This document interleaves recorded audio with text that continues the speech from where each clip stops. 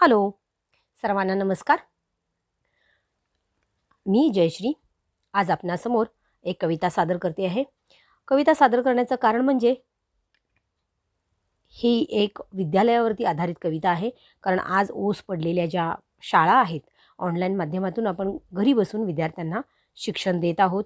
तरीही ऑनलाईनच्या माध्यमातून आपण विद्यार्थ्यांशी जोडले गेलेलो असलो तरीही ज्या कारणासाठी आपल्या देशामध्ये किंवा आपल्या राज्यामध्ये भांडण, तंटा, वाद होत आहेत ते विकोपाला पोचलेले आहेत. परंतु ज्या कारणासाठी व्हायला हवेत, फॉर एक्झाम्पल शिक्षण आहे, या चांगल्या पवित्र माध्यमासाठी जिथं वाद व्हायला हवेत, एकमेकांनी उभं राहायला पाहिजे, ते होत नाही. म्हणून ही कविता मी तुमच्यासमोर सादर करते आहे. ही कविता व्हॉट्सअपच्या माध्यमातून मला आलेली आहे. याचे लेखक कोण आहेत माहिती नाही, नाव कोणत्या लेखकाने लिहिलं तेही मला माहीत नाही. परंतु ज्यांनी कुणी लिहिलं आहे त्यांना खूप खूप धन्यवाद. तर मी सुरुवात करते. नाव नाही माहीत, पण एका मास्तराच्या लेखणीतून एक दुःखद सत्य समोर मांडलं गेलेलं आहे. तर मी सुरुवात करते. विद्यालयाच्या जागेपायी कुणीच इथं भांडलं नाही आणि देवालयाच्या जागेसाठी रक्त इथं कमी पडलं नाही.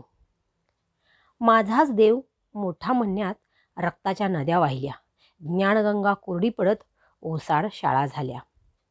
शाळा अजूनही तशीच पडक्या तुटक्या भिंतीची, गरीब माझ्या देशामध्ये उभी मंदिरं सोन्याची. आणि याची खरोखर सद्यस्थिती आहे. शाळेत पडकी तुडकी शाळा आहे, परंतु मंदिरांना मात्र सोन्याचे कळस उभारले आहेत. शाळेमधली दानपेटी भरलेली कधी पाहिली नाही आणि मंदिराची दानपेटी रिकामी कधी राहिली नाही. शाळेतला पालक मिळावा पालका वाचून राहून गेला. देवालयात चेंगराचेंगरीत माणूस मात्र तुडवून गेला. विद्येचं ज्ञान देऊन गुरुजी गरीबच राहिला आणि अंधभक्ताचं दान घेऊन पुजारी धनवान झाला. खरं तर धर्म नावाचं पुस्तक शाळेत कधीच उघडलं नाही आणि धर्माच्या नावाशिवाय देशात पाणही हलत नाही. खरोखर ह्या आजच्या आपल्या देशातली एक दुःखद शोकांतिका आहे.